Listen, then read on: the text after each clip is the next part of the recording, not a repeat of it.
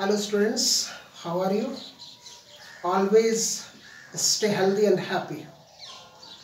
आज का टॉपिक हमारा हेनरीज लॉ पर ही है। कुछ पोर्शन पिछले वीडियो में बचा हुआ था, वो आज हम कवर करेंगे। तो आज के टॉपिक्स हमारे रहेंगे variation of solubility of gases with temperature. फिर हम एक ग्राफ बनाएंगे where that graph will be between pressure and mole fraction of gases. Then the application of Henry's law. Henry's law के एप्लीकेशंस क्या है, उसके बाद लिमिटेशंस ऑफ हेनरीज लॉ भी हम देखेंगे। आज के वीडियो में ये टॉपिक्स कवर होने वाले हैं। तो जैसा कि आप देख रहे हैं कि variation of solubility of gases that is mole fraction with temperature.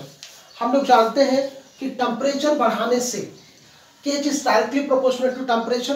Temperature बढ़ाओगे तो केएच बढ़ेगा, टेम्परेचर कम करेंगे तो केएच कम होगा। हम लोगों ने देखा है number first, pressure equals to KH into, से मोल फ्रैक्शन की जगह हम सॉल्युबिलिटी रख लेते हैं। मोल फ्रैक्शन की जगह ऐसे ब्रैकेट में एक्स गैस ये लिखते हैं। बच्चों अगर हम टेम्परेचर बढ़ाते हैं तो ये केएच बढ़ेगा and that pressure is constant. So this is part one, first का पार्ट वन इसको बोलते हैं। एट कांस्टेंट प्रेशर, जब प्रेशर कांस्टेंट है, अब हम देख रहे हैं टेम्परेचर बढ़ाने से सॉल्युबिलिटी पर क्या फर्क पड़ता है।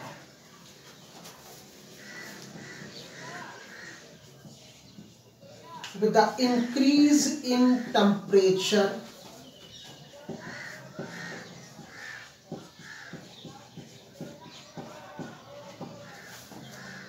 value of KH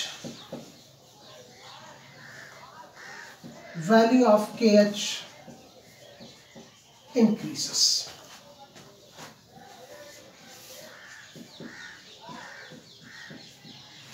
आपने प्रेशर कांस्टेंट प्रेशर है, टेम्परेचर बढ़ाया तो केएच बढ़ेगा, इट इंक्रीजेस।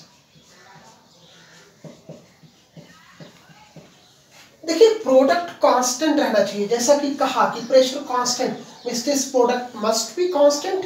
तो कांस्टेंट है ये, तो अगर इसमें केएच इंक्रीज हो रहा है, वैल्यू कांस्टेंट है, और अगर केएच इंक्रीज हो रहा है तो उस कांस्टेंट वैल्यू को बनाए रखने के लिए दैट सॉल्युबिलिटी विल डिक्रीज।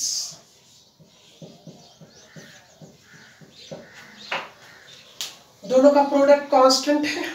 अगर प्रोडक्ट कांस्टेंट है और उसमें ये वैल्यू बढ़ती है, केएच बढ़ती है, क्योंकि टेम्परेचर बढ़ेगा तो केएच बढ़ेगा। जब केएच बढ़ेगा तो इस प्रोडक्ट को कांस्टेंट रखने के लिए सॉल्युबिलिटी डिक्रीज हो जाएगी।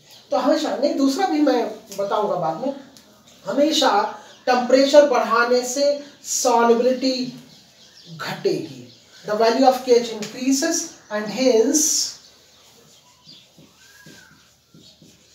the solubility of gases in liquids decreases. इसीलिए तो हम ग्लोबल वार्मिंग की बहुत ज्यादा बात करते हैं कि भाई ग्लोबल वार्मिंग होगा, टेम्परेचर बढ़ेगा तो टेम्परेचर बढ़ने से पानी में जो ऑक्सीजन डिसॉल्व है उसकी सॉल्युबिलिटी कम हो जाएगी, कम ऑक्सीजन होगी। तो जब कम ऑक्सीजन होगी तो जो एक्वाटिक लाइफ है, जो प्लांट्स हैं, हमारे एनिमल्स हैं पानी में, उनको कम ऑक्सीजन मिलेगी और वो कंफर्टेबल नहीं रहेंगे।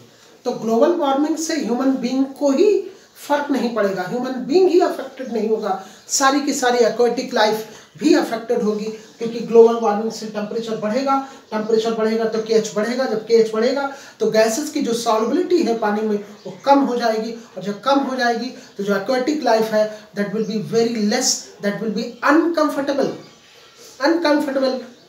In water. टेम्परेचर के साथ में हमेशा गैसेस की सॉल्युबिलिटी घटती है। अब हम दूसरा देखते हैं कि अगर आपने टेम्परेचर कम किया, टेम्परेचर कम करने से क्या फर्क पड़ेगा। ओके, फिर इसका एक और एक्सप्लेनेशन मैं ली चैटेलियर प्रिंसिपल से भी बताऊंगा। ली चैटेलियर्स प्रिंसिपल उसको भी एक्सप्लेन करूंगा। भाई आप चाहे टेम्परेचर बढ़ाएं चाहे घटाएं, that pressure should always remain constant. Pressure constant का मतलब ये हो गया KH into solubility, that product must be constant. ये प्रोडक्ट कांस्टेंट होगा। तो अगर आप टेम्परेचर कम कर रहे हो तो KH कम होगा, KH डिक्रीजेस। KH डिक्रीज होगा।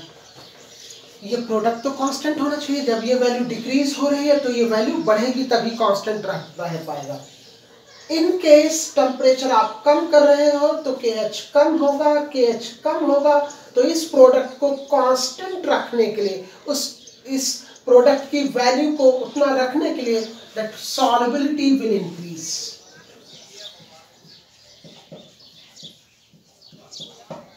That is we can say with the decrease in temperature,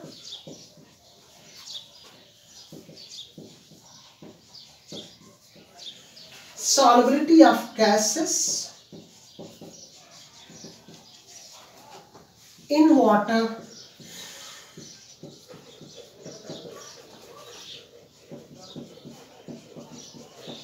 increases.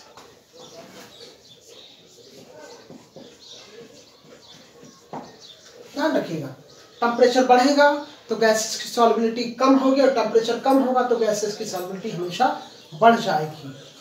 This is one of the explanation. अब एक और बहुत आसान सा एक्सप्लेनेशन और भी है, वो भी हम एक्सप्लेनेशन देखेंगे। दूसरा एक्सप्लेनेशन इसी कॉन्सेप्ट का,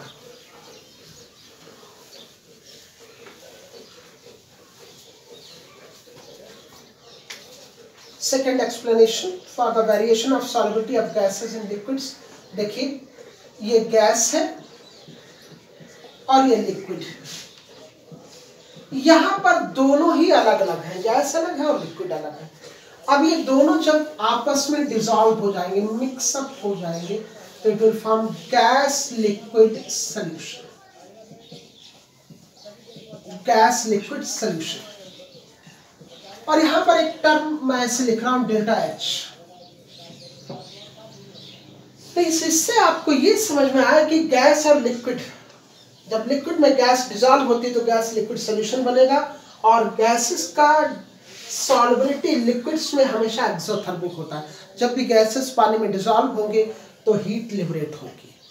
ओके, ली चैटेलियर प्रिंसिपल से आप देख रहे हैं कि हीट लिबरेट हो रही है। तो फॉरवर्ड डायरेक्शन में देखिए, forward direction and backward direction.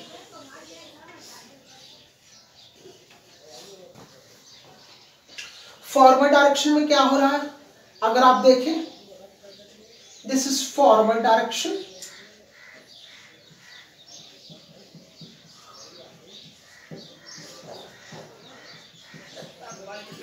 and this arrow is for backward direction. आप देख रहे हैं एक्सोथर्मिक है, टेम्परेचर बढ़ रहा है, फॉरवर्ड डायरेक्शन में टेम्परेचर इंक्रीज होगा।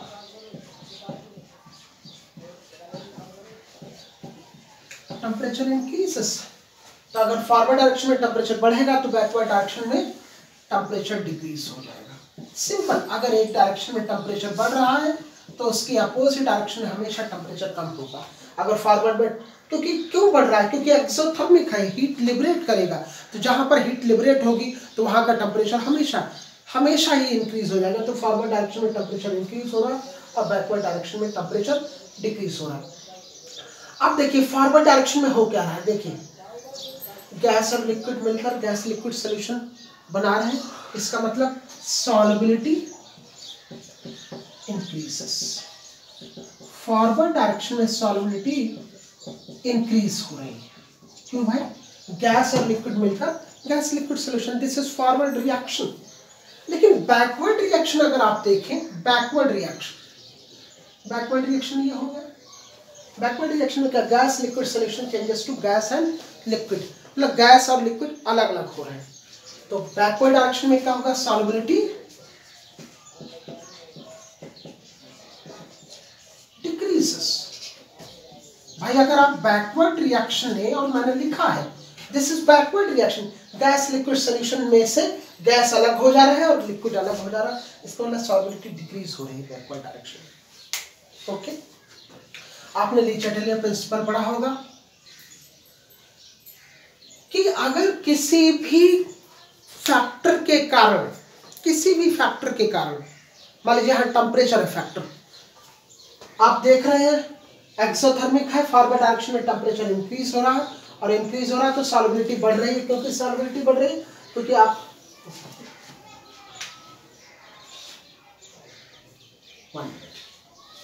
फॉरवर्ड डायरेक्शन में टेम्परेचर इंक्रीज हो रहा है, बैकवर्ड डायरेक्शन में टेम्परेचर डिक्रीज हो रहा है तो सॉल्युबिलिटी डिक्रीज हो रही है। मान लीजिए आपने इसका टेम्परेचर बढ़ा दिया, हम तो variation of solubility with temperature पढ़ रहे हैं, तो टेम्परेचर बढ़ाने से सॉल्युबिलिटी पर क्या फर्क पड़ेगा और टेम्परेचर कम करने से सॉल्युबिलिटी पर क्या फर्क पड़ेगा।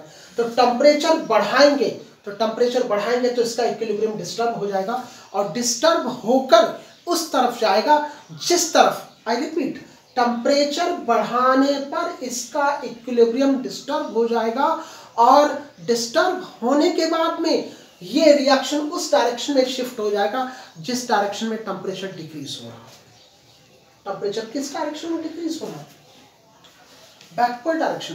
बैकवर्ड डायरेक्शन में क्या हो रहा है, सॉल्युबिलिटी डिक्रीज हो गई, तो रिएक्शन ऐसे चलने लगेगा। क्योंकि ली चैटलियर प्रिंसिपल कहता है कि अगर कोई फैक्टर किसी रिएक्शन को अफेक्ट करता है तो उसको कंपनसेट करने के लिए उसके अपोजिट डायरेक्शन में चलने लगता है, उसको कंपनसेट करना। तो अगर हम देखें हमने क्या किया, टेम्परेचर बढ़ाया, टेम्परेचर बढ़ाने से क्या होगा, इसका इक्विलिब्रियम डिस्टर्ब होगा और इक्विलिब्रियम डिस्टर्ब होगा तो डिस्टर्ब होने के बाद में ये उस डायरेक्शन में जाएगा, किस डायरेक्शन में जाएगा, जिस डायरेक्शन में टेम्परेचर डिक्रीज हो रहा है। एक बस सिंपल सिद्धांत दीजिए, अगर इंक्रीज के कारण डिस्टर्ब हो रहा है तो किधर जाएगा, डिक्रीज की तरफ। वन वर्ड, इंक्रीज के कारण डिस्टर्ब तो रिएक्शन किधर जाएगा, डिक्रीज की तरफ। अगर डिक्रीज के कारण डिस्टर्ब हो रहा तो रिएक्शन किधर जाएगा, इंक्रीज की तरफ। यहाँ पर हम टेम्परेचर बढ़ा रहे हैं, टेम्परेचर बढ़ाने से इसका इक्विलिब्रियम डिस्टर्ब हो रहा है तो डिस्टर्ब होने के बाद में रिएक्शन डिक्रीज की तरफ जाएगा, जिस तरफ टेम्परेचर डिक्रीज हो रहा है। और टेम्परेचर किस तरफ डिक्रीज हो रहा है, बैकवर्ड डायरेक्शन में। बैकवर्ड डायरेक्शन में रिएक्शन चलेगा, जब रिएक्शन बैकवर्ड डायरेक्शन में चलेगा तो क्या होगा, गैस अलग होगा और लिक्विड अलग होगा, सॉल्युबिलिटी डिक्रीज होगा। अब अगर आपने टेम्परेचर डिक्रीज किया तब भी इसका इक्विलिब्रियम डिस्टर्ब होगा, तो जब इक्विलिब्रियम डिस्टर्ब होगा किसके कारण हो रहा है, टेम्परेचर डिक्रीज के कारण, तो अब जो रिएक्शन है वो इंक्रीज की तरफ शिफ्ट होगा, इक्विलिब्रियम इंक्रीज की तरफ। अगर डिक्रीज के कारण हो रहा है तो इंक्रीज की तरफ जाएगा और इंक्रीज के कारण हो रहा है तो डिक्रीज की तरफ। तो यहाँ हम टेम्परेचर डिक्रीज कर रहे हैं, डिक्रीज करेंगे तो इसका इक्विलिब्रियम डिस्टर्ब होगा, इक्विलिब्रियम डिस्टर्ब होगा, डिस्टर्ब होके ये उस डायरेक्शन में जाएगा जिस डायरेक्शन में टेम्परेचर इंक्रीज हो रहा है। तो किस डायरेक्शन में टेम्परेचर इंक्रीज हो रहा है, फॉरवर्ड डायरेक्शन में, तो ये रिएक्शन फॉरवर्ड डायरेक्शन में चलने लगेगा। Means gas and liquid, more and more gas will be dissolved in liquid to form gas liquid solution, तो अब सॉल्युबिलिटी इंक्रीज होगी। तो यहाँ हम ये लिख सकते हैं, तो आपको समझ में आया। आप ये थोड़ा सा एक और लाइन में समझे कि अगर आप टेम्परेचर बढ़ाते हैं तो टेम्परेचर बढ़ाएंगे तो इसका इक्विलिब्रियम डिस्टर्ब होगा और इक्विलिब्रियम डिस्टर्ब होगा तो डिस्टर्ब होने के बाद में ये उस तरफ जाएगा जिस तरफ टेम्परेचर डिक्रीज हो रहा है। तो टेम्परेचर किस तरफ डिक्रीज हो रहा है, बैकवर्ड डायरेक्शन में। तो जब हमारा रिएक्शन बैकवर्ड डायरेक्शन में जाएगा तो सॉल्युबिलिटी डिक्रीज हो जाएगी। और अगर आपने टेम्परेचर डिक्रीज किया तब भी इक्विलिब्रियम डिस्टर्ब होगा और इक्विलिब्रियम डिस्टर्ब हो जाएगा तो ये रिएक्शन उस डायरेक्शन में जाएगा जिस तरफ टेम्परेचर इंक्रीज हो रहा है। और ये टेम्परेचर किस तरफ इंक्रीज हो रहा है, फॉरवर्ड डायरेक्शन में। तो जब ये रिएक्शन फॉरवर्ड डायरेक्शन में जाएगा, टेम्परेचर इंक्रीज की तरफ जाएगा तो सॉल्युबिलिटी इंक्रीज हो। सिंपल, इक्विलिब्रियम अगर डिस्टर्ब इंक्रीज के कारण हो रहा है तो रिएक्शन डिक्रीज की तरफ जाएगा और अगर इक्विलिब्रियम डिक्रीज के कारण डिस्टर्ब हो रहा है तो इक्विलिब्रियम इंक्रीज की तरफ शिफ्ट हो जाएगा, रिएक्शन इंक्रीज की तरफ जाएगा जिस तरफ टेम्परेचर इंक्रीज होगा। और उसके लिए मैंने आपको लिखा है यहाँ पर कि फॉरवर्ड डायरेक्शन में टेम्परेचर इंक्रीज हो रहा है और बैकवर्ड डायरेक्शन में टेम्परेचर डिक्रीज हो रहा है। ठीक है, तो यहाँ पर हम लिख सकते हैं अगर आप लिखना चाहें, with the increase in temperature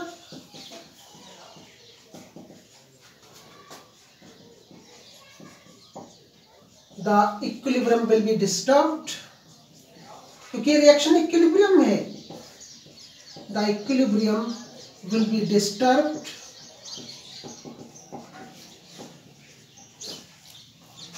and it will be shifted. I repeat, increase के कारण डिस्टर्ब हो रहा है तो किस तरफ शिफ्ट होगा? डिक्रीज की तरफ. It will be shifted in the direction in which temperature decreases. अब देखिए टेम्परेचर किस तरफ डिक्रीज हो रहा है? बैकवर्ड डायरेक्शन में जाएगा और सॉल्युबिलिटी डिक्रीज होगी. देयरफॉर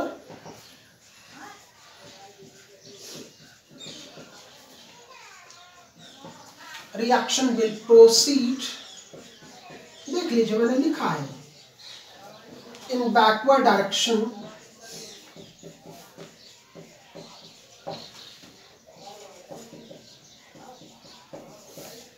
due to which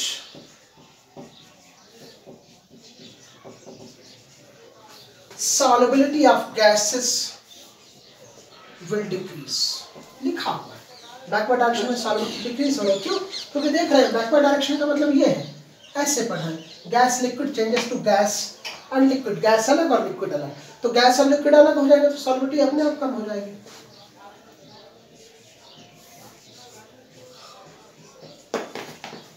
तो इसका मतलब ये हो गया कि टेम्परेचर इंक्रीज करने पर सॉल्युबिलिटी डिक्रीज होती है. ओके. अब देखिए अगर टेम्परेचर हमने डिक्रीज किया, अगर आप टेम्परेचर डिक्रीज करते हैं तब भी इक्विलिब्रियम डिस्टर्ब होगा. यहाँ डिस्टर्ब करने का रीजन डिक्रीज इन टेम्परेचर है, तो रिएक्शन उस तरफ जाएगा जिस तरफ टेम्परेचर इंक्रीज हो रहा. किस तरफ टेम्परेचर इंक्रीज हो रहा? Forward direction. फॉरवर्ड डायरेक्शन का मतलब गैस और लिक्विड मिलकर गैस लिक्विड सॉल्यूशन बनाएंगे और सॉल्युबिलिटी इंक्रीज होगी. तो with the decrease in temperature, यहां पर हम ओके मिटा ही देते हैं और फिर से लिख देते हैं.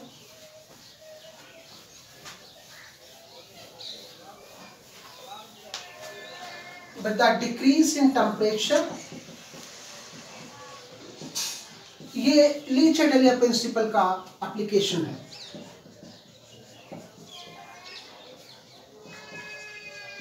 The equilibrium will be disturbed. The equilibrium will be disturbed and the reaction will proceed in the direction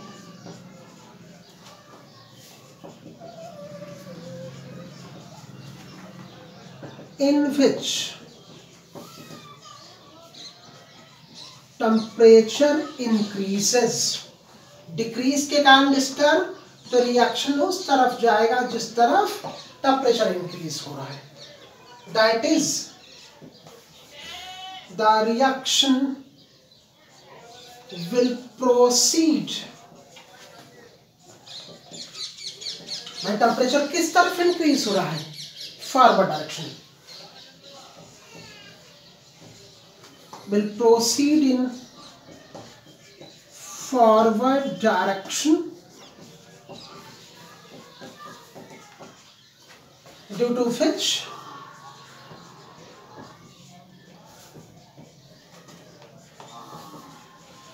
solubility of gases increases. तो देखिए दो एक्सप्लेनेशन मैंने आपको दिए of gases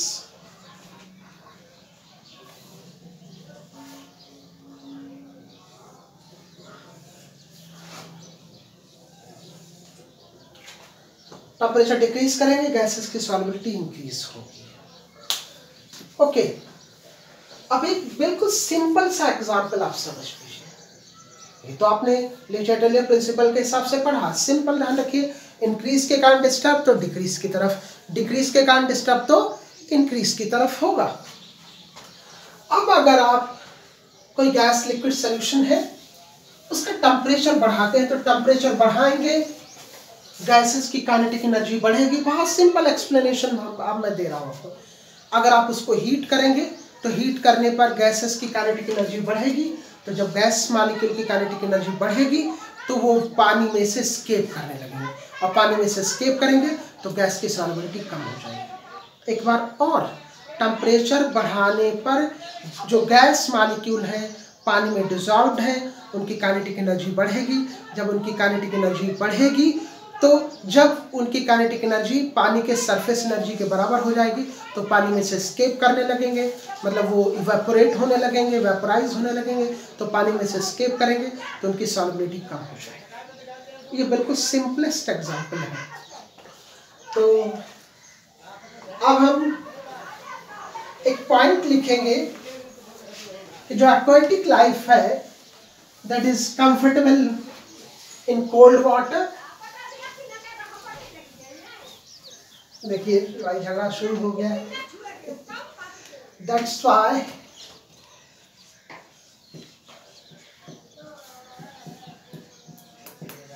aquatic life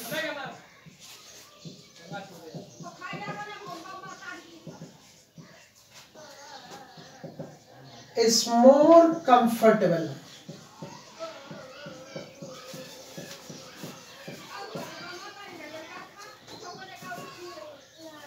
in cold water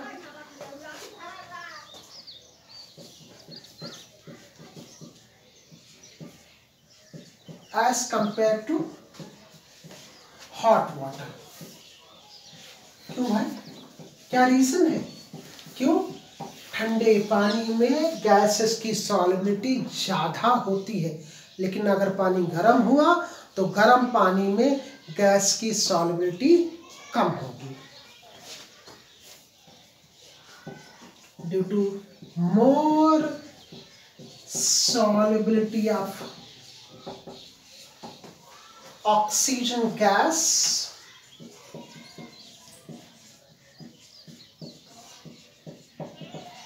in cold water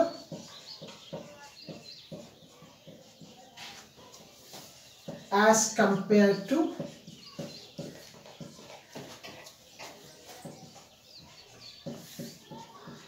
hot water।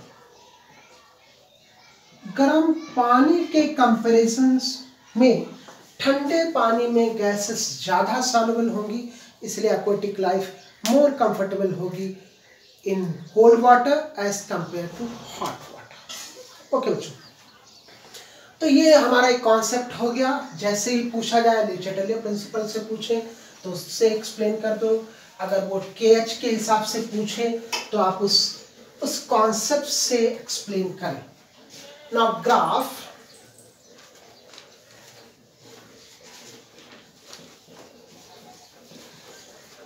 between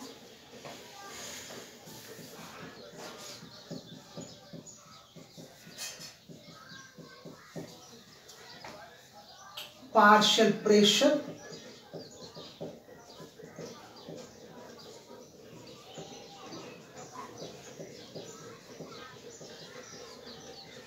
and solubility या mole fractions, that is X gas। तो pressure बढ़ाने से सॉल्युबिलिटी किस तरीके से वेरी होती है वो आपने देख ली, और हेनरीज लॉ ने कहा कि हमेशा प्रेशर बढ़ाने से गैसेस की सॉल्युबिलिटी पानी में बढ़ेगी और प्रेशर कम होने पर गैसेस की सॉल्युबिलिटी कम हो जाएगी। ओके, एक और एक्सप्लेनेशन है, गै-लिस्सैक्स लॉ भी कहता है कि अगर आप टेम्परेचर कम करोगे तो प्रेशर कम हो जाएगा। देखिए और एक्सप्लेनेशन और बता रहा हूँ, इन्होंने क्या कहा कि pressure P is directly proportional to X gas। That is solubility. Pressure बढ़ाओगे तो मोल फ्रैक्शन बढ़ेंगे, सॉल्युबिलिटी बढ़ेगी। प्रेशर कम करोगे तो सॉल्युबिलिटी कम हो जाएगी। गैलिसिक्स लॉ था एक हमारा, P is directly proportional to T। Temperature कम करोगे तो प्रेशर कम होगा, प्रेशर कम होगा तो mole fraction of gases that is solubility भी कम हो जाएगी। ये तीसरा एक्सप्लेनेशन है। क्यों? क्योंकि P is directly proportional to T। Temperature बढ़ाओगे प्रेशर बढ़ेगा, ठीक है, प्रेशर बढ़ेगा, जब प्रेशर बढ़ेगा तो सॉल्युबिलिटी बढ़ेगी। आप ऐसे भी कह सकते हैं। तो तीन एक्सप्लेनेशंस हैं। टेम्परेचर बढ़ाने पर प्रेशर बढ़ेगा, internal pressure, partial pressure of the gas will increase, क्योंकि वो गैस जब टेम्परेचर बढ़ाओगे तो गैस मॉलिक्यूल रैंडम मोशन में आ जाएंगे। जब रैंडम मोशन में आएंगे तो वॉल्स पे ज़्यादा से ज़्यादा हिट करेंगे, ज़्यादा से ज़्यादा हिट करेंगे तो प्रेशर बढ़ेगा, प्रेशर बढ़ेगा तो सॉल्युबिलिटी बढ़ेगी।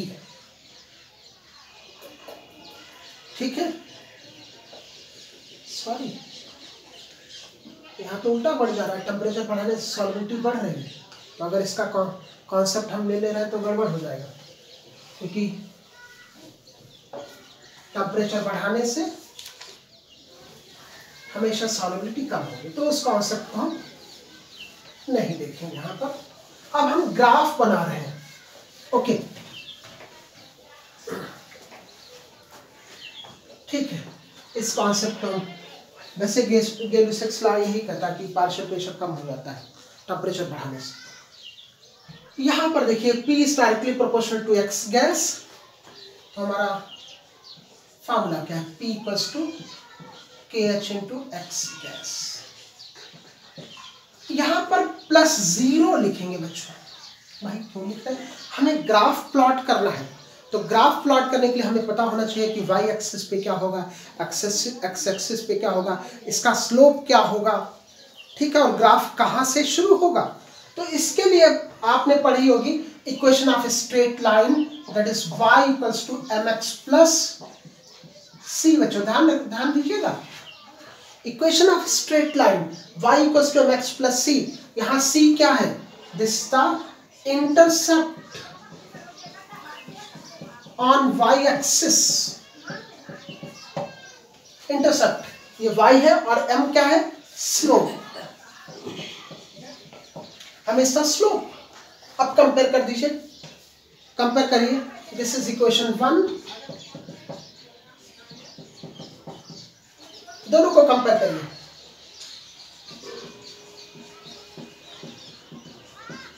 इक्वेशन 1 एंड इक्वेशन 2, 1 और 2 को कंपेयर करिए, तो y इक्वल्स टू P, मतलब क्या हुआ? y एक्सिस पर P पार्शियल प्रेशर प्लॉट करेंगे,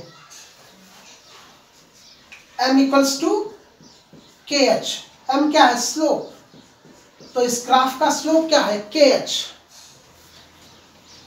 x equals to x gas, x axis पर क्या प्लॉट करेंगे? मोल फ्रैक्शन ऑफ गैस, और C इक्वल्स टू 0। बच्चों मैथ्स में आपने पढ़ा होगा जब ग्राफ प्लॉट करते हैं कि हम जब भी ग्राफ प्लॉट कर रहे हैं तो हमारा जो ग्राफ है वहीं से शुरू होगा जहां पर इंटरसेप्ट होगा। जितना इंटरसेप्ट, अगर इंटरसेप्ट 0 आ जा रहा है इसका मतलब हमारा ग्राफ ओरिजिन से शुरू होगा, ओरिजिन से शुरू होगा। आप देख लीजिए, ग्राफ प्लॉट कर रहे हैं,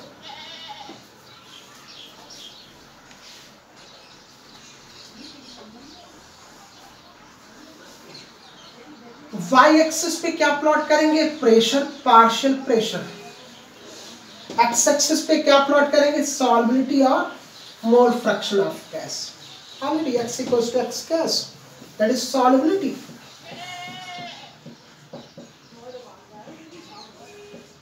and this is 0। Intercept on y axis c और इसकी वैल्यू 0 है। अगर कोई वैल्यू होती तो हम ऐसे लिखते इंटरसेप्ट, मान लीजिए c की वैल्यू a आ जाती तो ये a होता, लेकिन हमारी c की वैल्यू क्या है? 0 है, तो ये ग्राफ 0 से शुरू होगा। पहली चीज।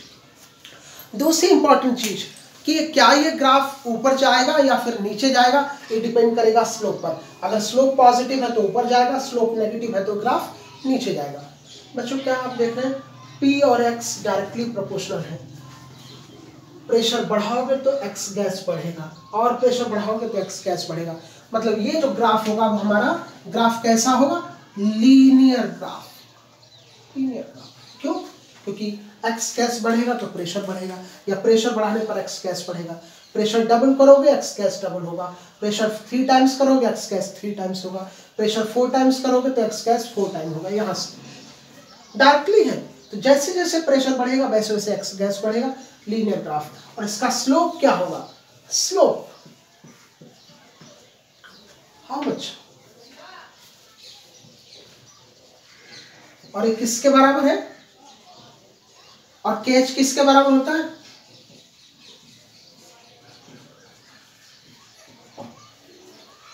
स्लोप। यहां से हमने कंपेयर किया KH, स्लोप इज M और M किसके बराबर है? KH। और KH की देख लीजिए, KH किसके बराबर? KH equals to P upon X gas. ऐसे तो कभी भी ये पूछ ले, 1 मार्क में क्वेश्चन पूछते हैं कि जब आप प्रेशर और मोल फ्रैक्शन ऑफ गैस के बीच में ग्राफ प्लॉट करते हो तो उस ग्राफ का जो स्लोप होता है वो किसके बराबर होता है? तो आप लिखेंगे slope equals to KH and that KH equals to pressure upon X gas. हो सकता है वो प्रेशर की वैल्यू दे दे, X गैस की वैल्यू दे दे और 1 मार्क में पूछे इसका स्लोप डिफाइन करिए, स्लोप पता करिए, directly P upon X gas निकाल दीजिए। दैट विल KH निकालिए, KH निकालिए and that KH will be your slope. 1 mark question. वो आपको प्रेशर देंगे, मोल फ्रैक्शन ऑफ गैस देंगे और कहेंगे इसका स्लोप फाइंड आउट करो। तो स्लोप क्या होगा? KH। और KH की वैल्यू निकाल के आप रख दीजिए। ओके, तो ये तरीका है जब भी आप ग्राफ प्लॉट करते हैं तो जो इक्वेशन होनी चाहिए वो लीनियर इक्वेशन होनी चाहिए। उसको y equals to mx plus c से आप कंपेयर करिए इक्वेशन ऑफ स्ट्रेट लाइन से, और c इंटरसेप्ट होगा तो c की वैल्यू जो होगी आपका ग्राफ हमेशा वहीं से शुरू होगा। पहली चीज। दूसरी चीज, अगर m पॉजिटिव है तो ग्राफ ऊपर जाएगा और m की वैल्यू नेगेटिव है तो ग्राफ नीचे आएगा। केमिकल काइनेटिक्स में देखेंगे हम लोग। ओके, तो ये रहा ग्राफ। अब जरा लिमिटेशंस की बात करते हैं। हेनरी लॉ कहां कहां नहीं लगेगा, कहां कहां ये लिमिट हो जाता है, किन किन कंडीशंस में, वो लिमिटेशंस देख लेते हैं, उसका बाद एप्लीकेशंस देखेंगे हेनरीज लॉ के। Limitations of Henry's law.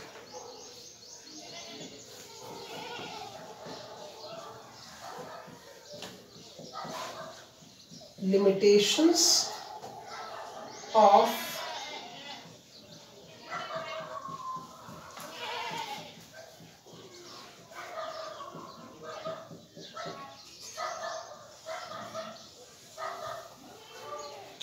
पहला limitation, Henry's law moderate pressure पर ही एप्लीकेबल है। अगर आप प्रेशर बढ़ाएंगे तो गैसेस की सॉल्युबिलिटी बढ़ेगी, लेकिन बहुत हाई प्रेशर है तो हेनरीज लॉ अप्लाई नहीं होता है। Pressure should not be too high, should not be too high. Pressure बहुत ज्यादा नहीं होना चाहिए। हाई प्रेशर पर सैचुरेशन हो जाता है, गैसेस की सॉल्युबिलिटी और जो वापस उनका दैट इज इवेपोरेशन दोनों बराबर हो जाते हैं, इक्विलिब्रियम अचीव हो जाता है। ठीक है, फ्रेंडली का आइसोथर्मल में मैं पढ़ाऊंगा। Number second, temperature should not B low. Low temperature पर ये एप्लीकेबल नहीं है। बहुत लो टेम्परेचर है तो वहां पर हम सॉल्युबिलिटी देखें कि टेम्परेचर कम करते गए कम करते गए कम करते गए, तो भाई गैस तो कंडेंस होके सॉलिडिफाई हो जाएगा, तो वहां पर सॉल्युबिलिटी का कोई लेना देना ही नहीं। तो अगर टेम्परेचर बहुत कम है तो हेनरीज लॉ वहां अप्लाई नहीं होता है। Number third, gases should not undergo any chemical change. मतलब क्या?